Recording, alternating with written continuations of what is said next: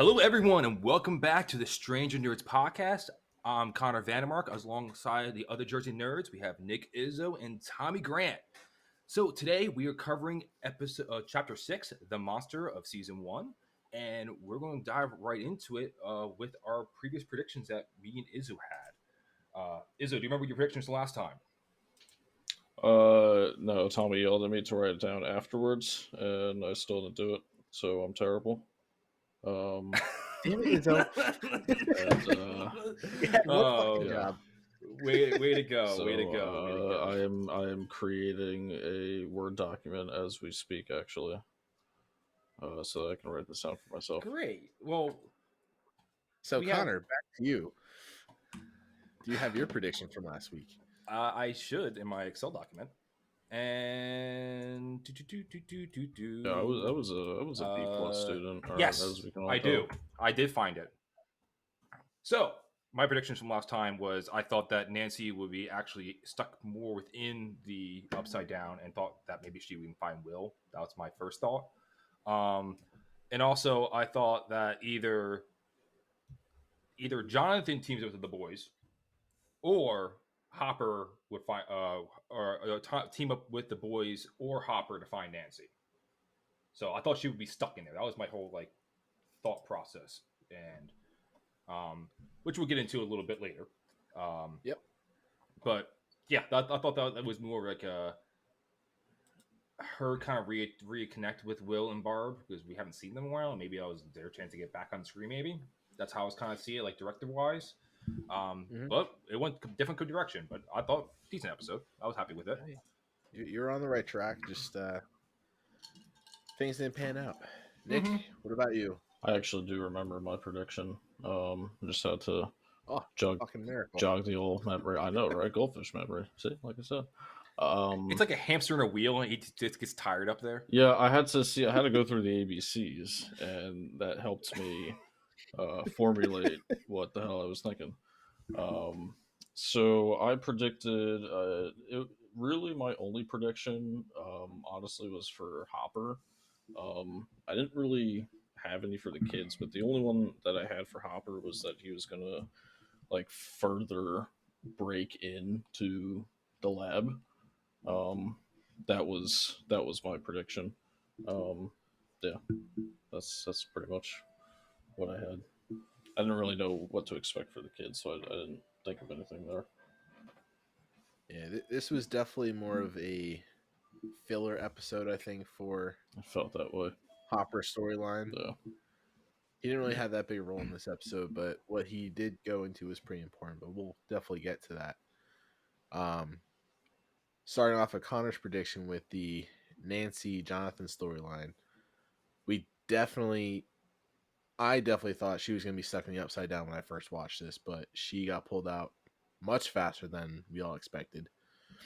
I thought it was kind of odd how the gateways kind of work. I still can't figure out how the fuck they work, because last episode we see Nancy calling and Jonathan kind of just runs in the opposite direction. And then all of a sudden this episode, it's like she's calling out to him and he magically hears her through this new portal. And was it the same portal as last week, or was it a different tree? That part kind of confused me a little bit. It was definitely the same. It was definitely the same tree. Like the same tree. I will definitely say that. Yeah. Had the same to me, it was bark the same density to it as it did on the last one. Oh yeah, you mentioned it. All about that girth. Oh, sorry. Yeah, so if you notice from last episode, the tree was slowly closing, but did not close. And I kind of figured that how I interpreted it as, once Nancy found the tree that she was leaving from, or entered from, it was a chain tree that they pulled her out from. Yeah, with all this, to me, I guess we'll get into a little bit later. But one thing that they referenced was they had the hypothesis that this thing maybe senses blood. And something I thought we know that this thing can, there's different gateways that they're trying to find and get to. I'm assuming this thing has the ability to make its own gateway because it's moving back in and out and it is hunting. No, Mhm. it would make sense to have its own doorway in and out to its area and just create its own, like make a little rip through the port, rip through whatever hell. Because it's like the acrobat and the flea scenario analogy that the teacher gave. No, this thing is like a flea where it can walk through those different areas. Yeah. And it definitely checks out part of their theory, which they get into a little bit later in the episode, where they definitely kind of pin down it's a predator, it's tracking by blood. That matches up with Barb, because obviously we know she cut her hand open shortly before getting taken by the monster. But I don't think that holds up with Will's story, because as far as I know, he didn't have any injuries on him when he got taken. So I think Will just happened to be in the wrong place at the wrong time. So I'm curious how that whole blood theory is going to play out. I can't recall. I I'm don't trying to think think maybe I don't he think crashed has his bike any. or something, but I don't think he Well, crashed his bike at all. he crashed his bike after seeing the monster, so the monster was already hunting him by the time he fell off the bike. That's true. That is true. So that little theory I don't think pans out as well, but it definitely does for Barb. But anyhow, Possibility. Yeah, it could be in the wrong place at the wrong time. yeah. But for Nancy's sake, I mean, even Nancy, I don't think she was cut up or bleeding either when she got attacked. Well, either. she was the deers would open the door. Yeah. With her, it wasn't an attack. It's more so like, oh, free food. Okay, let's be real. It's true. Hawkins Indiana buffet. Yeah. But so we see Nancy just barely escape the monster. Jonathan and her go back to Nancy's house to kind of comfort her and kind of figure out what the fuck just happened. And shortly after that, we see Steve. Hold on, before you jump into there, because I Oh, did boy. make this. I made this note. Okay. Jonathan, I know Mitchell's not here today. By the way, I did not announce that earlier. He has a conflict for this episode and the next one. But he probably would yell at me. Good guy Jonathan pointed like the first thing that was a little weird is like there was no mention of like, oh, you should stay over. It was more so Jonathan's like, hey, I got a blanket and a pillow. I'm just sleeping on the floor. And there was no mention of like you should stay over. But like it's like, oh, sleep on the floor. All right, no, we've all been there. No, I guess especially when we were younger, dating whoever we were dating, but even though they're not dating at all. And also, the parents didn't know he was there either, so it was a little. Yeah, like him, like just assuming, oh, I'm going to stay here, I guess. These parents But don't know I think it's fair anything. because Well, No, parent, They but like, are so oblivious. well, they Joyce. are. Well, I won't say oblivious because the fact that we've already seen with the interaction between Joyce and Jonathan, where, like, for example, the day that Will disappeared, they all assumed that, oh, they made Will got into bed that night. Like they assumed things got taken care of because that's how the household worked. And so I'm not surprised that on his end everything's on the up and up. But definitely, oh, just assuming I could stay here tonight with you. Like I bet he had her best interest in mind. Like, oh, she's literally freaked out of her mind. And to be fair, for Jonathan's sake too, I wouldn't want to go back home in the middle of the night because I don't think he had his car with him, did he? I do not recall. Because I don't think they ever show them driving, so I think they were so, walking. yeah. So Jonathan would probably have to walk across town in the middle of the night, knowing that the monster is out there. Yeah, I would probably do what he did. Said, "Fuck this! I'm bunkering down for the night where it's safe." All right, that's And fair enough. also, That's true. and to comfort Nancy, there was definitely some alternative motives there, but It's true. the main thing was survival, not going back out there and risk getting eaten. That's true. All right, I on to Steve. But yes, I know if Mitchell was here. Hold Go ahead. on. I cut off Nick. Sorry. no, Go ahead. all good. But I kind of just to go back to what Tommy's question was before, or point about like I guess the portals, I guess we can call them. They definitely appeared Yeah, I to think be for now I call them portals. portals, right? Yeah, they definitely appear to be like proximity based. I think. Like I to me, it doesn't seem like they can like the monsters can just like make one like out of thin air, I guess so to speak. But I think there are certain ones that because they seem to be like so territorial in that forest, it seems like they just have a bunch of them, like kind of just like tunnels that they can just. But I think it comes from the other side mainly. Like I think that's what triggers it. I think Yeah, if you're close to it from oh, the upside down, that's what kind of that's a opens good it. thought. It's just kind of my observation. That is a very fine observation, sir. So, but yeah, if Mitchell was here, he'd be mad at all of us for what happens next. We see Jonathan comforting Nancy, and who happens to be strolling by but good old Steve. Yep. Little role reversal. Steve is now sort of being the creep, in my opinion, just staring at Nancy and Jonathan hugging each other through the window in the bedroom. Mitchell, I'm sure, would be siding with Steve because he's 100% Team Steve. But come on. Like I don't like. In this case, though, you start seeing to me at least, you start seeing a change in Steve Yes. and him actually. No, compared to the previous episode, he's like, "Oh, let's go to the movies," and then even the two chuckleheads. It's on the show doc somewhere. Tommy Carol, and Carol. yeah, those two idiots. Um, they're ribbing him like, oh no, like you have feelings, you love her. But I was like, he realized like, oh, I just saw Nancy just swing around a baseball bat just out of willy nilly, and that's not like her, Yep. and something's up here. And I give him credit, like, hey, not too shabby, kid. Like, no, you're at least looking out for her, and like he already went through her window the first time, so it isn't like it's a unknown entrance into her bedroom. Um, so like, and like I kind of feel like when you see of course the quote unquote creepy kid kind of have his arm around Nancy or at least comforting her. That's like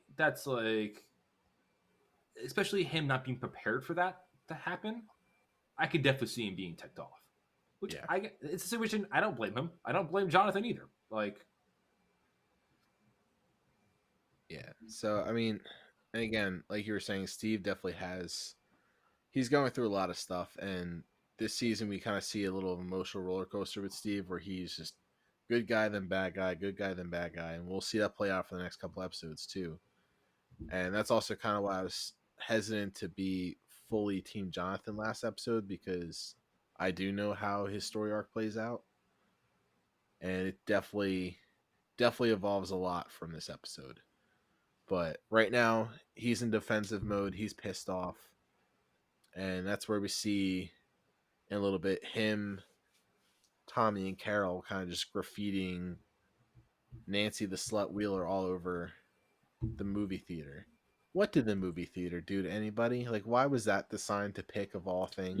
I don't know. well, I thought the same thing, and I was like, really, like that's the place you have to choose above, like not not like the lockers at school, not like Yeah. something like that, like the movie theater, like what? Very very. I took Weird. it that I took that as um I wanted to go here with you. But you decided to blow me off for no Creepazoid. That is a good point. So that's how I took it as, and it was very was an asshole thing to do, yes, but there are teenagers who what's the one phrase? Nothing is as dangerous as a lover scorn. I don't know the exact phrasing of that, but like it's very similar to that. Yeah. And It's hell hath no fury. Like a woman no, it's scorned. Yeah, hell hath no fury like a woman scorned. Thank you, Nick. So,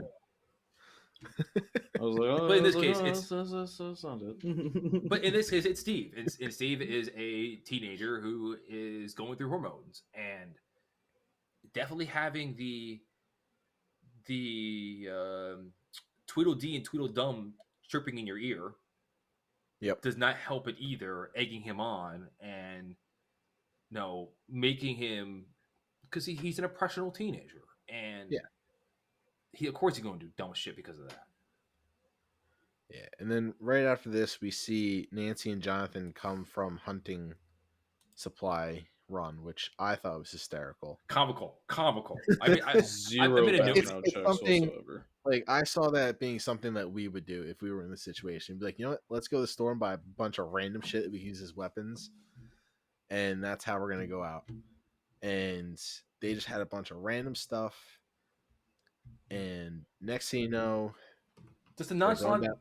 down- That's the phrase of Nancy like what we get on the shit for? I'm like hunting monsters, and I was like, and the guy's like, all right, like just the Yeah, like nonchalantness doesn't of like, care. no background check at all. They're just like, oh, okay, yeah, bear trap no, for you couple, yeah, it's absolutely. it's a small town in the Midwest, and they're just two innocent looking kids, or at least Nancy is. Like, Buying bear you're not gonna traps. question someone like Nancy why you're buying all this yeah. stuff. If it was maybe just Jonathan by himself, maybe a different story. But Those big old doe Why eyes, is can't this stop her. teenage Nope. couple buying bear traps and a gasoline tank with a lighter fluid? Yeah. Like, oh man. he's probably like, you know what? I'm just not gonna ask questions. I don't right. want to know the answer to. It's like, oh, I'm getting Oh, the God. money. I don't care. On So, to the confrontation. the big confrontation, the Jonathan Steve showdown. Oof. Mitchell, I'm sure, would also be pissed for this conversation too, but you know what? Go Team Jonathan. Steve fucking deserved every hit he took. Because you know what? Steve was being a dick.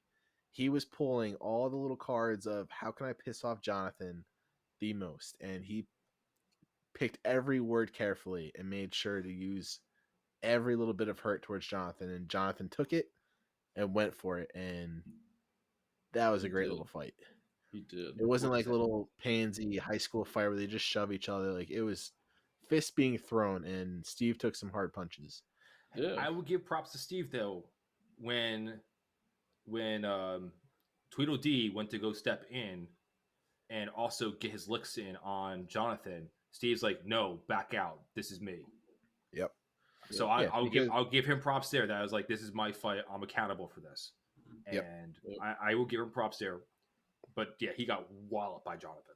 Yeah, and Yeah, because I thought Steve was like gonna win at first because they like to have the quote unquote the bad guy kind of like win first so that they have some revenge, I guess, afterwards. But yeah, Jonathan really just threw like one mediocre left hook, but everything else was solid. He's a scrappy fighter. He is, and he is. that definitely won him the fight. It did. But not before poor Officer Callahan, the Dude, douchebag Dude, cop we hate the he most, took a gets Yes. elbow elbowed to in the nose beautifully. Honestly. And he claims he got assaulted. Like, Yeah, right. Yes. Yeah. I was waiting for your reaction to that, Connor and Nick, because oh man, I know how much I- you hate him.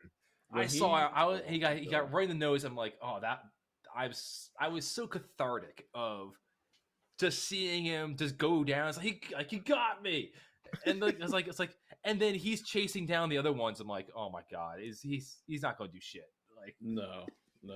And like you said, as soon as he or as soon as they made it like that he assaulted the police officer, I was like, what is this dude from like 2022? Like, come on, like this is ridiculous. Like this did not get assaulted. no, that was very no, that was very much a pride thing.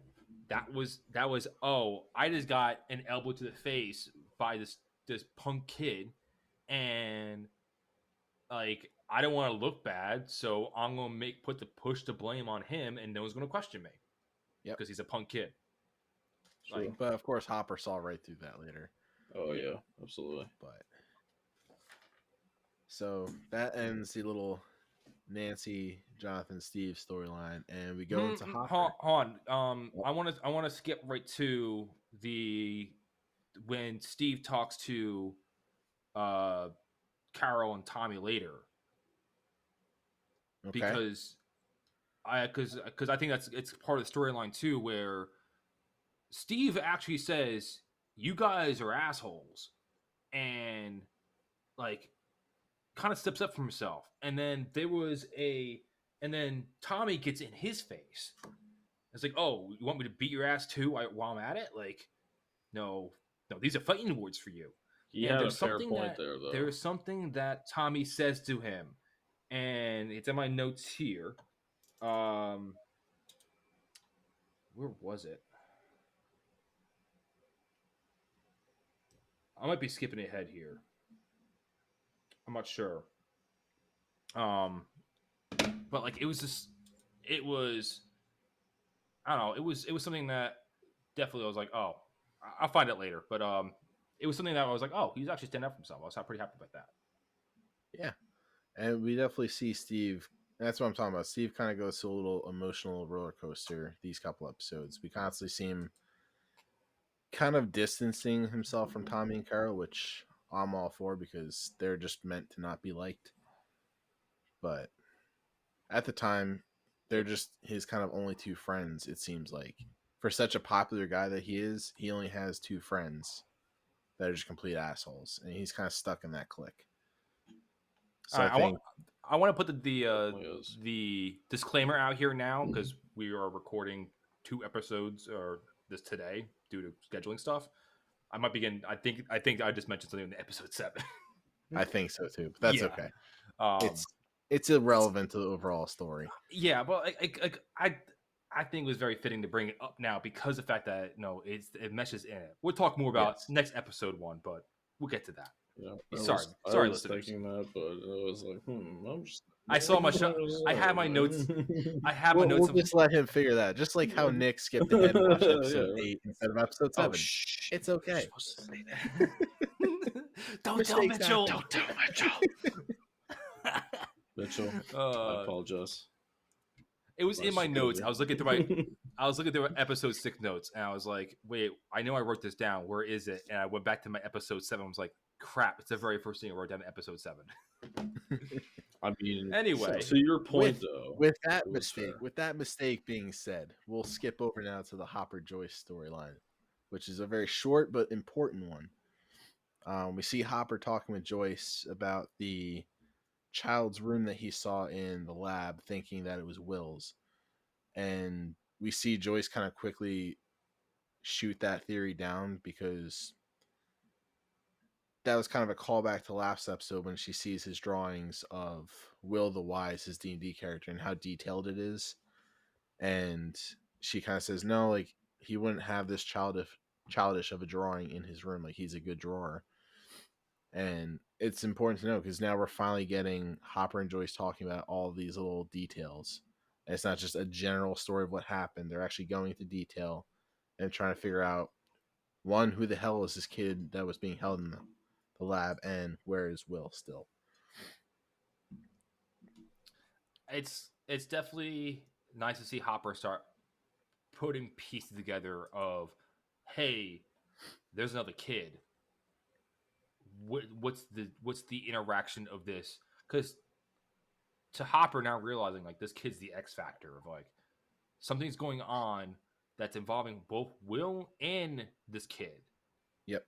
And making the connection about Terry Ives from his research back in the library with the 2 police officers of there's some hunky business going down in the research laboratory, which he already visited before.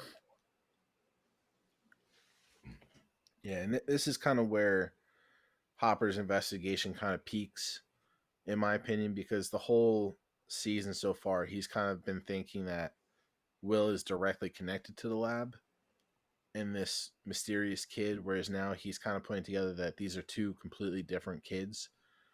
And that was definitely important. So now he starts shifting into the Terry Ives and the mysterious Russian kid who everybody thinks is Russian for some reason. I guess because of the Commies. whole Cold War situation. Yeah. Whole Cold War commies testing out new weapons, but he's definitely kind of putting together that there's more kids involved than just Will, and that he can't just purely focus on Will. He has to look at the whole big picture.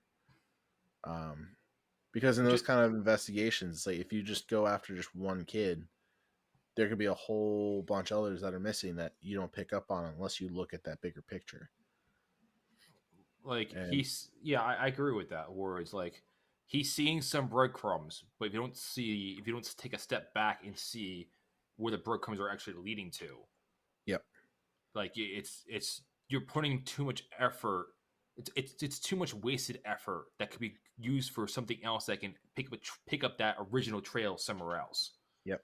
And that's something that you don't get in these small towns because a lot of people don't think of that. And that was even something that the librarian kind of pointed out to Hopper in that one episode as well, when she was like, shouldn't you be focusing on the whole Byers case? And he's like, I am.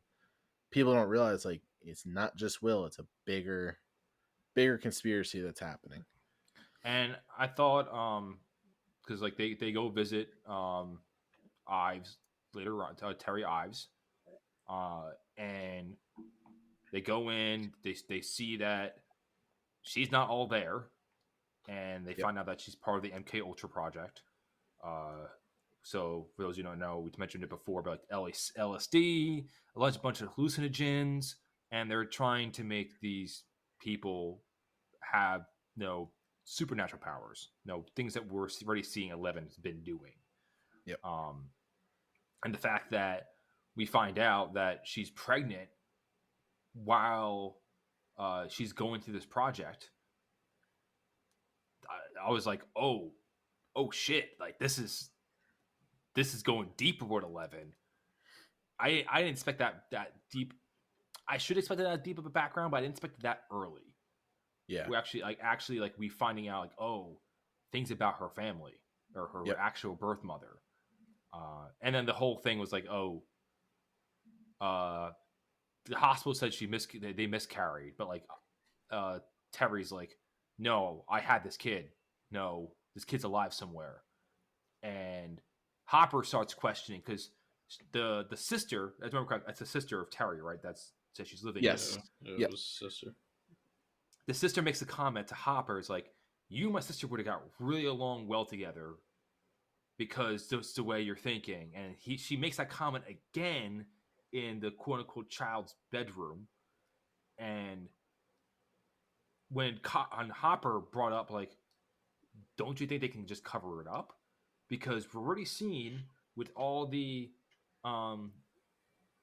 with the one wait lady who works for the government who came to visit the burger joint, impersonating someone who would have information, and she's the one who eventually killed the burger guy. I don't remember his name. And so good old Benny and the Jets. Good old Benny and the Jets. And you've already seen before, like, oh, they're willing to do whatever it takes. Like, it's not so far-fetched to think, oh, I'm going to have a bunch of people to even better is with the morgue. Like, we had people who were impersonating state troopers, having a dead body that was fake, and it's all set up to make sure that all the right people are saying the right things. It's not that hard to get people in a hospital to take the baby and run. Yeah. Now, I wanted to ask you and Nick both this question. Now that I'm assuming we're all assuming that Terry is indeed the mother of 11. That is the general consensus, yeah. Okay. I'm just curious, just for future prediction purposes, how do you think she got to be in the catatonic state that she's in? Because clearly she was a normal person prior to having Jane or 11 as we know her to be. Yeah. I'm just curious what your predictions are because we do see how it happened. Yes. So apart eventually. from, I'm going to get, now this is just wild guess, but apart from the LSD and the mushrooms and like whatever hallucinogens that she was given. Uh, Quick question: Did we ever see like the back of her head or no? Because my I first thought was like don't think so. possible like lobotomy type shit. Like that was kind of the Okay. first thing I thought because she really seemed to be in like that vegetative state and Hmm. oh man, what's the I don't know if you've seen One Flew Over the Cuckoo's Nest with Jack Nicholson or read Hmm. it. Yep. So that to me was very like comparative to to kind of how he gets in the end where he just I forget what he says, but it's just like one word of like Hmm. frog, or something like that. I don't know. But that's kind of I, what I thought. I like where you're going, Nick. Connor, what do you think? So, well, whew, that's a pretty. I So, won't confirm or deny anything because I want to wait for you guys to see what actually happens. so with Nick's thing, I just did a quick did some Google foo, and You say that Google does line Google up. Foo? Is that what you said? Google foo Yes, is Kung Fu with Google. it's the act of actually knowing what to type into Google to get what you want. There are some things you need to look up online that's like kind of like weirdo You stuff. just blew Nick's mind. Google foo, I'm man. more just Like like, why do we need a name for that? What's the purpose? I have Everything Let has me to show have you my a Google term. Foo. I I have I Sorry, have learned continue. I have learned with my multiple jobs that even people the same ages of us who cannot Google at all, it is insane to me. Yeah, getting to Google is the toughest part. Like Oh, clicking really? like the web browser button for them is like, oof, blow their minds with that. But I'm sorry, I Anyway, yeah, my bad. so because once you said lobotomy, like the first thing I thought of too was One Flew Over the Cuckoo's Nest. Um, Yeah, definitely. so turns out that lobotomies were widely used from the 1930s to early to the 1950s, and turns out from according to Wikipedia that MK Ultra started in 1953. See, So okay. those timelines match up, So I didn't think and Okay. about MK Ultra, but that's kind of what I thought was that at that time that could actually be a possibility because then they would know that that is like a surefire way that she can't talk or do like anything about it because if they put her in that state what is she going to do? so to me, there were three pathways how I saw her, like three possibilities. So my first thought, or my first thing that came up was like, oh, she could have went crazy just looking for her, like kind of situation where Joyce was getting to, except without the evidence that Joyce had. But like, she knew her kid was alive. No one believes her. All the information that is out there at the moment is all against her, and she could have went to a catatonic state. Yep. Um, so that was option one that I thought of. So almost a similar state that Joyce could get to. Yes. Yes, like Yeah. if Joyce didn't have anyone backing her up, even like no connection to Will at all, like even with Will in there, like would say Will did does die as well as long as Barb, and there's no evidence of it happening except her 3 days of communicating with Will. No, she herself probably would go crazy, like thinking Will's alive, or no, I had a chance to save my son, and now it's out the window. And I can definitely see them going catatonic because of that. The Okay. second one was very similar to Nick's, where either drugged or lobotomized. The third one, I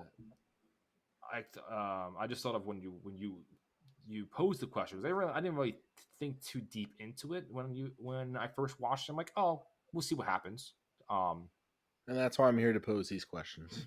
And the third one I thought was interesting, where because of the fact that she went through MK Ultra, and obviously MK Ultra at some extent did work because 11 is a byproduct of that. Was there some way that uh, she herself was trying to contact 11 using some power that she might have? Okay. So because the fact that like at least I know like no the during field development no 11 was going again we're assuming 11 is her daughter Hmm. with that assumption being made uh we're going through the idea that maybe she's trying to contact 11 through her own means and uh it could be a situation where Dr. Burner could have stepped in and stopped the communication between them. No, because no, 11 could be saying words that she should not know. Uh, so kind of that situation, and then because of that, either she had a backlash from the trying to communicate because 11 you can see her getting the bloody noses. Yep. Or the communications which triggered the government to put a stop to her. So that the first version of the government's putting a stop to her is she's saying too much. We should quiet her. The second one is she made contact. Now we're quieting her. So that is the kind of different things. Like there's different ways. And now you're saying like, oh no, you're not giving anything away, but like you find out what happens. Yeah. I'm intrigued. Like I want to see where that goes. Yeah, it's definitely it takes place more in the second season, but we do see a little bit into what happens or what happened. So it is definitely something to predict. I'm curious to see what you guys' reactions to when we actually find out what happens. So on from that kind of closes up that little story arc as well. Now we go to the party. They had a interesting little turn of events in this episode. Definitely a lot of drama happening. The party is still split, and we see a lot of them kind of dealing with, I want to say, emotions of just dealing with stubborn friends, because we've all had that one friend where they just get angry and out of control, and you try and reason with them, and they just say, nope, this is how we're doing this. And so we start off with Mike kind of just going through a little rage moment of destroying 11's little blanket fort that he made her because he's upset. He feels betrayed. And a little bit later, we get Dustin visiting Mike in the basement. And he's angry at himself. Mike's saying that he's angry at himself for shouting at 11. So he's starting to calm down. Then he shifts his blame to Lucas. So we have that little back and forth between Mike and Dustin of who's to blame. And we've all been there. We've had our friendship moments where one friend's just being a stubborn ass, and it's like just swallow your pride and go apologize. And that's kind of what we see here between Dustin, Mike, and Lucas. I don't want to pump Dustin's tires too much, but I know he said like, oh, because he didn't cause the conflict, but he could have done something. But him saying, "Oh, I was the rational one here," like there's something there's something that I learned. For those who know, I coach hockey, and something that I always told my kids, especially about that age group, which I coach 10-year-olds to 12-year-olds, and then or 10 unders, 12 under, and then 16 under. Especially with the 12-year-olds, I definitely try to bring this home with them. Is like, even though that two people get in a conflict, the bystanders are still part of it. You're watching. Yep. And I do think Dustin was right, him being, in this situation right now, the rational one, because he is the third party. So he still has things at stake, but it's not as much at stake as those two being, full on leaning on their emotions. And I think Dustin doesn't get involved because he's a very firm believer of don't split the party. Oh yeah, I get he that. kind of realizes if I take a side, I'm just going to divide it even more. So he's the one trying to stay in the middle and pull everybody back together. It's not going his way. Oh, I give him 100% props on that. I'm just more so the fact that like I thought he could have phrased it a little better. But again, he's also like a middle schooler, so like I'm surprised. Like I think that he would have had more props to me if he had a little more accountability. Like, yeah, I didn't do anything, but at the same time, no, I still see the path forward, and that path forward is us all working together. We need to get this done. He's still being very goal orientated. Of this is the best way to attack this problem. Let's knock off our check boxes of what do we need to get ready to accomplish our goals. Yeah. Because like they kind of close that off. No, you're good. You're good. I was just saying, they like they were getting ready to like kind of like split up, and then, you know, like Connor alluded to, that's, you know, kind of the reason why they, I think, were kind of having these issues before, is that they weren't really like following the plan. They were kind of like bickering back and forth, like Mike and Lucas. So eventually, like, you know, everybody was wrong, I think, in a sense, but I think Dustin was the least amount of wrong in that he was definitely the most rational, but like Connor said, he definitely could have done more. But then again, for being a middle schooler, it's like, you know, doing his best. And it's kind of a common problem in middle school too, because it's you're almost like merging friend groups, or you're introducing new people to the group. I mean, we've all been through different friend groups throughout middle school and elementary school and high school, but it's that awkward situation where most of the group doesn't want that new person there, but then there's that one kid that wants that new person there, and that's Mike trying to keep 11 part of the group. Dustin doesn't seem to mind either way, but Lucas is just 100% against her. And that's part of why he refuses to accept Mike's apology, because he gives the ultimatum. He said it's either 11 or it's me. And it's also kind of a dick move on Lucas's part, because it's like, y'all want to be friends, but it's like, nope, it's got to be either her or me.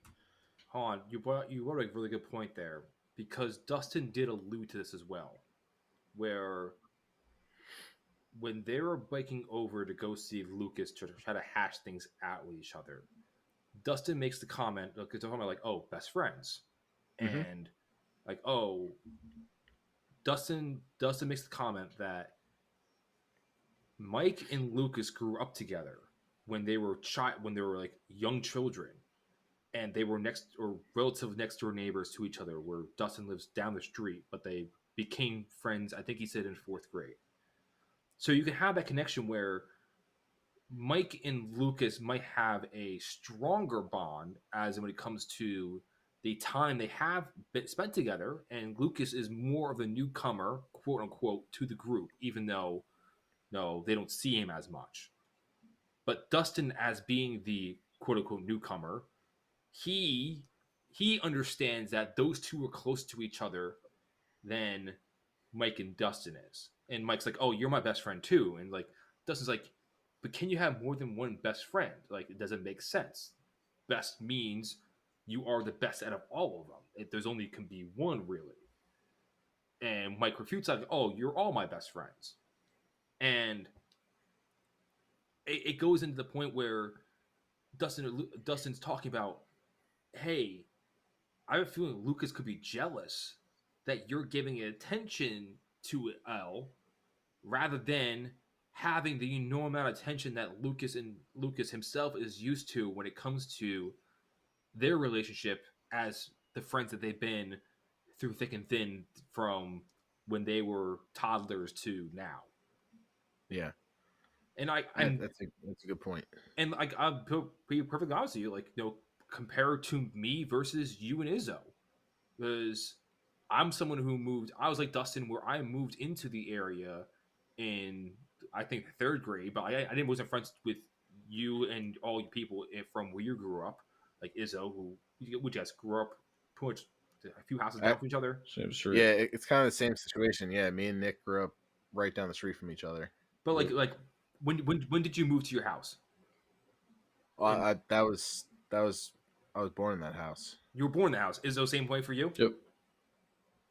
See, that to me, I'm the Dustin here, because No, that's something that I had to deal with as someone like Dustin, where I was I was still great friends with you both, but I still felt that like there were things that you guys have done growing up with each other that I never experienced.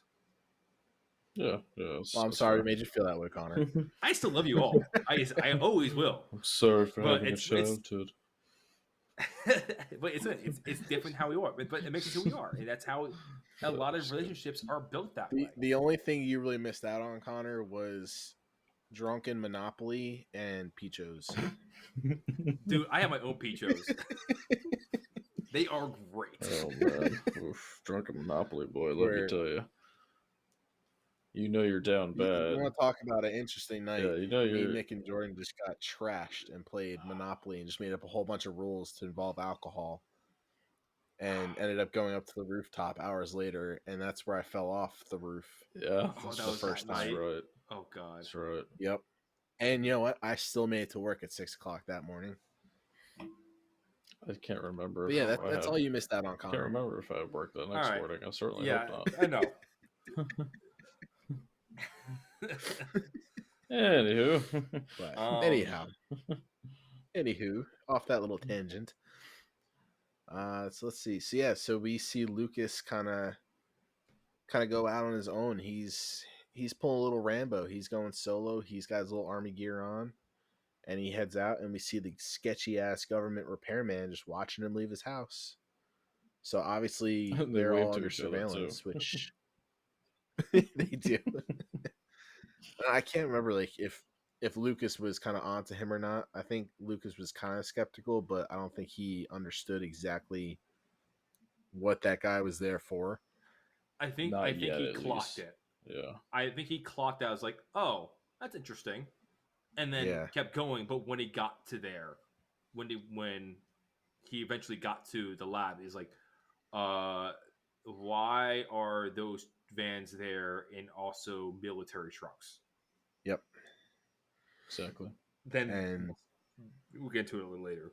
On yeah, into and next that episode. also kind of crosses into the next episode too, with how that all plays out. But in terms of Lucas's storyline, he's going solo and he stakes out outside the little government facility. And we get a little shift. We finally find 11 taking a little shopping trip to the local supermarket where ends up stealing a bunch of boxes of Legos from the store. You Or just call them Eggo leg. waffles. You call them Eggos. Legos. You just said Legos, yeah. Eggos. You just Well, said I was thinking Legos. Lego my Eggo, and Legos came out. But yeah, so of all foods, what else would you steal other than a couple boxes of Eggo waffles? The breakfast of champions. But we I see before we go any further, we see her have a little flashback scene with Dr. Brenner placing her into a bathtub to find the Demogorgon or the monster, whichever you want to call it. So we got another little, not a big scene, but another flashback into 11's past. well, it's more so 11 being upset that she opened the gate because once she touched him, Yep. shit went to hell. Oh yeah. So And we still don't see fully what happened between her and the monster, but we definitely know Dr. Brenner was definitely pushing her towards it. So do you think Dr. Brenner was using her purposely to open a portal, or do you think it was an accidental opening? Purpose. Because obviously we see the government kind of dealing with the aftermath of it still. So what do you think the purpose of having 11 try and find this monster was? Well, I think as many of the shows and movies that I have seen across my lifetime, the government always wants to use whatever supernatural power to their benefit and somehow militarize it as a weapon. That's always their primary directive. It happens in so many things that I think that he's got his own obvious personal agenda that he uses 11's powers that he thinks that I don't know what it is that he can get, but I think there's something there that he's just like, oh, that's power. I gotta have that shit. Like that's Okay. just him. Okay. Yeah, same thought process. Was it intentional to open the gate? No, that was a side effect. But he does mention to 11, like, I want you to make contact, and like he does touch her nose, and so you can see her do the same, like nonchalantly trying to touch the monster, and it's she didn't know what was going to happen. I doubt Yep. that Brenner knew was going to happen either. Next thing you know, you're a freaking giant crack to open in your wall. Oh yeah. Like, to me, I think that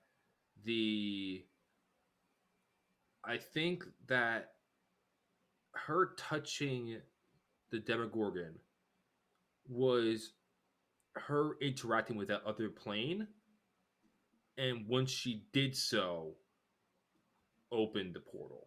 I think that was like the interaction that gave the Demogorgon a foothold into the, I guess, the reality of all of us. Okay.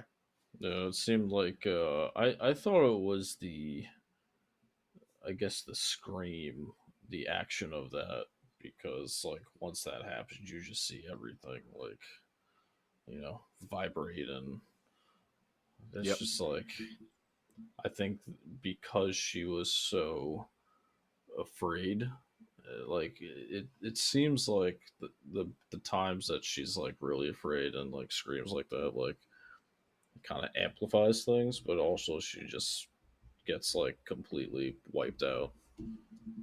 It's almost like a shockwave, like like Black Canary from the DC comics. Yeah, If you guys are familiar with her, I am similar And- to that kind of character.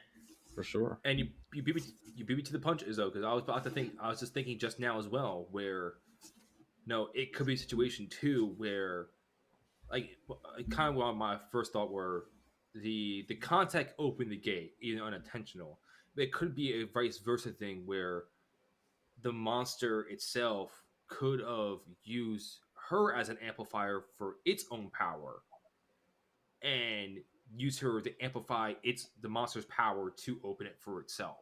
So the monster could have used her to do its own bidding. So Okay. Very plausible. Good theories. Good theories. Stranger things have So happened. Ho, ho, ho, ho, ho, ho, He said the ho. line. Oh, he said it. so we see 11 kind of storm out and call the store clerk a mouth breather, which I thought was pretty funny. Anyone who just gets in her way is now a mouth breather. That was and an interesting choice of words. So how do you know where the echoes were? That's the one thing I do not get in the whole thing. It was like she made a beeline for it. isn't that what Mike was think- feeding her for like a yes, week? Mike. No. What I'm saying is that someone who's never been in a grocery store before, how do you know what the Eggos are? Well, what we did not see was her simply using her powers to find Eggos because she was hungry. The Eggo radar. It was an off-scene thing. Off scene, yeah. Beep, beep. It's the only logical reason I can think of as to how she knew exactly where to go.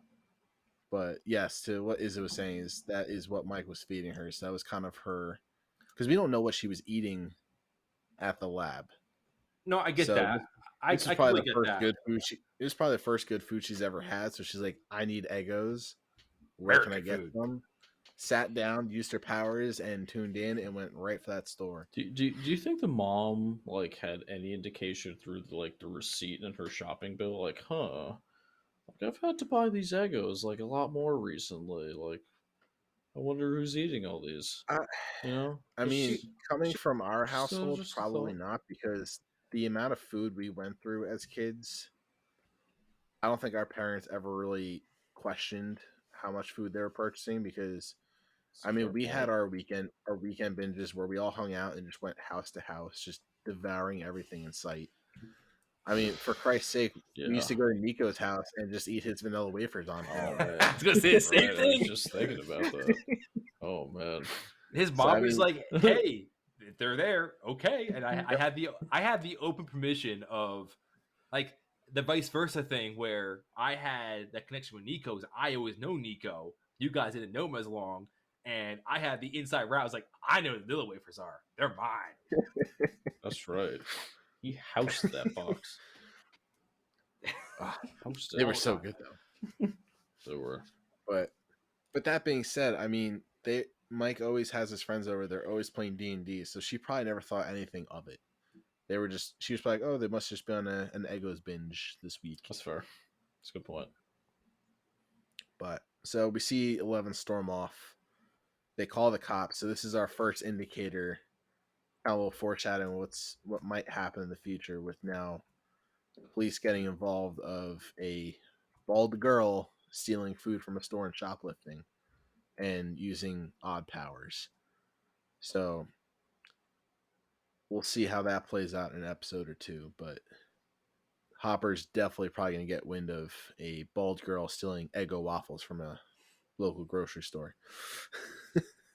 Like in a small town, yeah, it's probably something that'll be talked about. Yeah. So after that, we see Mike and Dustin have a little confrontation with their local bullies, Troy and I think the other guy's name is James. And God, I hate them so much. And I know Mitchell would probably say some really mean things about these guys as well if he were here. But they just start chasing them through the quarry and corner them at the edge of a cliff. And it's the same cliff spot where the deputy was, I think episode 1 or 2, where they're like, yeah, you wouldn't survive that jump. And Hopper explained how you wouldn't survive that jump. But Troy holds Dustin at knife point and basically threatens to cut out his teeth unless Mike jumps off the cliff. And let's just say Mike is a real bro in this moment because he had no fucking clue 11 was there. He's like, I'm going to help out my friend because I don't want to see him get hurt, and I'm going to take the leap of death. Like, he probably knew that he was going to die with that jump, which I thought was a little extreme. Like, your friend's teeth are going to get cut off, but you're going to fucking die by jumping off that cliff. Everybody was dramatic in that during that entire exchange. And that scene reminded me a little bit of the bully from It. If you guys have ever seen that movie, the newer one. No. Neither one. I hate clowns. I also hate clowns, so I will never watch anything like that. Well, in a future podcast, I'm gonna make you guys watch it. I won't be a part of it. But anyway, there's a bully in that movie who chases the fat kid in town and literally starts carving into the kid's stomach with his pocket knife, and it's just this really extreme scene of like middle school, high school bullying gone too far. But we see Mike take the jump. I can't say I would have done that for either of you. I don't know if I would have taken the leap of death as Mike did. No. But no. Honestly, let's be real. We probably all went swimming at them. Yes. But, like, I would have. I don't. Yeah, that was definitely an option. But and we definitely see them make the attempt. They throw rocks and sticks at each other. Doesn't have much of effect. They're not the scrappiest of fighters like Jonathan or Steve. No. And their accuracy with the rocks was not good either. It was definitely bad.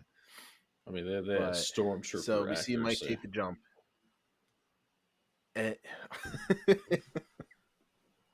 oh, that's so true. But we see Mike take the jump, and even Troy's face was like, holy shit, he actually jumped. Like, I wasn't expecting him to. Like, what were you expecting him to do? Like, what was Troy going to do in that moment? Like, I really want to know what his motive was. Yeah. Like, interesting. What was the length he was going to do with this bullying? Right. And he threatened to cut out a kid's teeth unless Mike jumped. What was he expecting to happen? Right, like absolute psycho. But I think the thing that I found interesting about that was I thought it was nice that the other kid, well, I forget his name because he's hardly important, but uh, he actually was like, "Hey, like No. he's like, you sure about this? Like, this does not seem like a good idea." So he actually You sure had. about that? You He's sure like, about that? You sure about that? Like he actually had some wherewithal, but in that scene, you find out.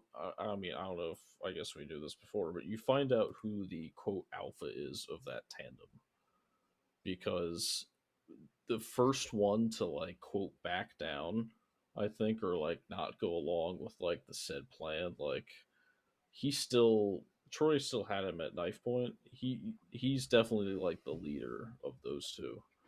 So I hope karma hits him again. Besides for the you know the arm that the broken arm that he suffers, but I guess we'll find out. Yeah, I was gonna say Karma hit Troy real fast when 11 brought Mike back up because she's like, "You just fucked my friend or my boyfriend, whichever you want to call him." Does a little head snap, breaks his arm, and they go off running like a couple of babies. Yep. And that's where we kind of wrap up the episode. We have 11 has a little flashback where we see her officially encountering the Demogorgon, and they touch, opens the gate, and frees it into the lab. So we finally see how the monster came in. I believe that's kind of where we looked and saw in the first episode where the monster's running loose in the lab. I'm assuming that's where we see that kind of take place. And then Dustin and Mike and 11 kind of have their little friendly embrace of, you're a part of our group. Hugs. Which notably Lucas is not there yet to officially bring her into the group, but Mike and Dustin kind of like, yeah, no, you're part of the group. You saved our lives. And they return home, and Lucas, we see him looking at the lab and sees a bunch of soldiers leaving the lab. So that's where we end off on this episode. Connor, Nick, what do you think is going to happen next? So my predictions for this one, I've written this down. So first thing was like the immediate like Lucas is like, "Hey, shit's about to get down here," and let the guys know because you can see him when he was on his bike. He had the compass on top of the radio, so he's had some ability to contact them. So it was like, "Hey, something hunk is going down here. No, I'm seeing the same van as I'm seeing this military interrelation outside my household." No, that's what my vantage point was. And then,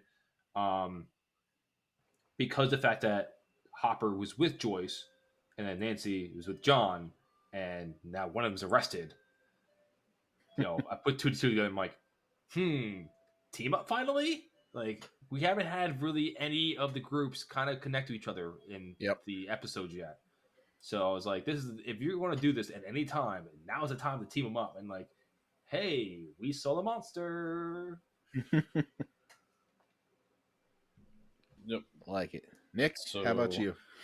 I would say, as far as the two like main story arcs go, I think for the party, I think Lucas is probably gonna come back and like report his findings, and then they'll probably further come up with like a plan, I would say. In terms of yes, now I feel like I have to think of something different because Connor actually said something that I kind of thought of. I was like, dude, say it. Yeah, say it. Like we get the same idea. Nothing wrong with that. So, just in terms of like where Hopper and Joyce have gone for like these episodes, and where Jonathan and Nancy have gone, like you kind of brought it up already, but it just kind of seems like they're finally gonna like cross paths of like I forget what the meme is, but it's like the two cars that are like passing by, and I think it's from Umbrella Academy or something. It's you know what I'm talking about? The Umbrella Academy. Yes. Yep, the Umbrella Academy. Yep, that's with the I don't know the character's name. I've seen the show, but names are it's like you don't point. it's like you don't expect to see that person like right there at that time. kind of thing. Mm-hmm. I feel like It's a that's kid. kind of where it's at. It's Yeah. like they're just gonna cross and be like, huh, like wait a minute, like you saw this, like you know about this, like how do you know about this? And then like once they ultimately have like some tea in a powwow sesh, like they'll be like, oh my god, like this is crazy. I don't know. That's kind of what I thought. Okay. Good predictions. So I think now we do the ratings. I know our good friend Mitchell is not here to give his accurate and precise prediction or rating for this episode, but let's start around the clock with Connor. 8.1. It was 8.1. good. It was good. Like as those who've probably been following, they it wasn't as good as the previous 3 episodes in my opinion. Which for review 8.9, 8.9, 9.1. But I thought it was a good episode. Like I didn't have. It was more of a. It was more a slower pace episode, but at the same time, it still had some good meatiness to it. I thought Yeah. it was good. And like my initial reaction was like, okay, I see where they're going with this. Let's see where the next one goes. Like I still had a willingness to go keep watching. But like at the same time, like compared to the previous episode where I'm like, oh, I gotta wait for next week. Or, like this one did not have that same reaction to me of like, ooh, I can't wait. Yeah, I understand. It didn't have that big cliffhanger ending. You kind of, Mm-hmm. and it kind of shows in how you and Nick both had the same prediction for next week. Like they kind of Allude. pointed the air. They kind of pointed the arrow of like this is kind of where we're going with this. Mm-hmm. Yeah, I Nick? 100% agree. I didn't dislike the episode, but rating wise, it was a filler episode to me.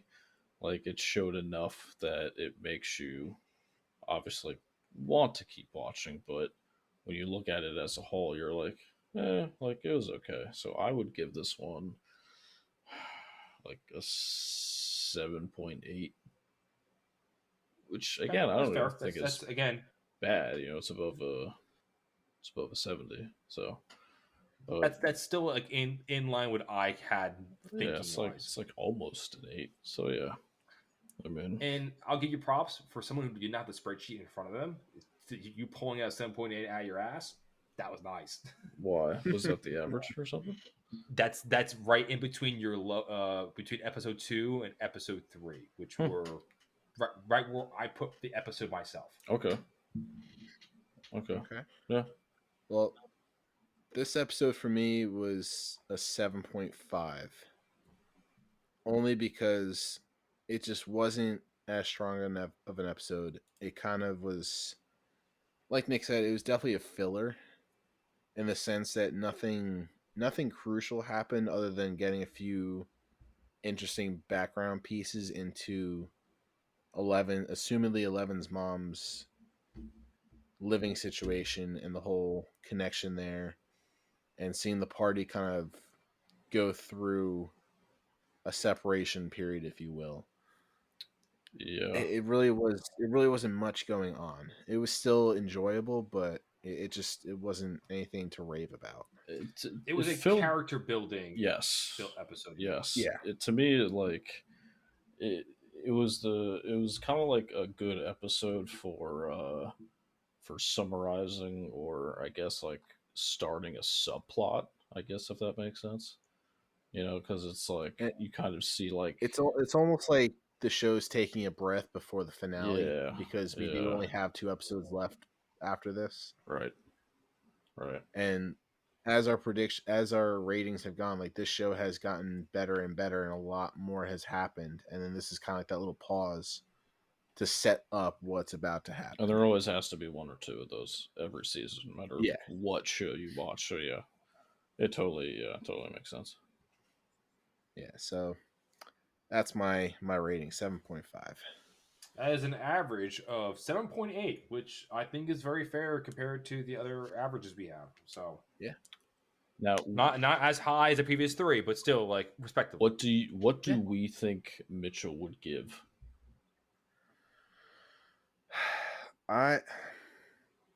We will 'Cause definitely get his- this his from boy him later on, kinda- but I'm going to take a shot in the dark here. I'm going to take a shot in the dark here. I'm going to go with a 7.42.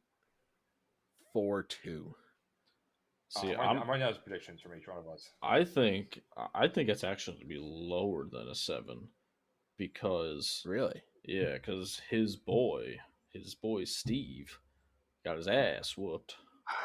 He And did I take think- a beating. I think that's gonna bring this episode down severely. You know, for him. I do agree with that. I think the Jonathan Steve reversal in this episode definitely would have made Mitchell mad. I'm sure that's part of the reason why he didn't want to do it this episode. He Like, just didn't want to yeah, admit it. I think he's He- gonna he- go like a He made up 5.4. plans. He just didn't want to accept the fact that Team Jonathan took a W this episode. They did. Mitchell, we still love you. They did. They did. So Nick, what are you predicting? I'm putting this down. Like what your predictions are for his episode. What do you think it's going to be? Give me your wild Mitchell number. My wild Mitchell number. Let's see. For this episode, I'm going to say I think he's gonna go over a 5, but under a 6. I'm gonna go with 5.438. All right, Connor, what's your random Mitchell number? he's Let's, precise. like that. let's see who gets closest. I think that you are giving the narrative way too much for the hate of Jonathan. I will say that. Knowing how much he obviously loves the show. I had numbers in front of me what he's scored previously, which does help me. So I would say he's going to give it a 8.33. Oof, that's high. Wow. Okay. This is in reference to his other episodes, because the lowest he's ever rated was 8.21, which is the opening episode, which is still a good rating. Yeah. But I definitely don't think he's not going to rate it as high as episode 2, 3, 4, and 5. So Well, Mitchell will be back for the season finale, so we will find out then what his true ratings were, and we can get bragging rights as to who was closest. oh yeah, we're going to do it for the next episode as well, because why the hell not? Absolutely. We're gonna price his right it too. So if his thing is 7, that means I'm a winner. No, I'm just kidding.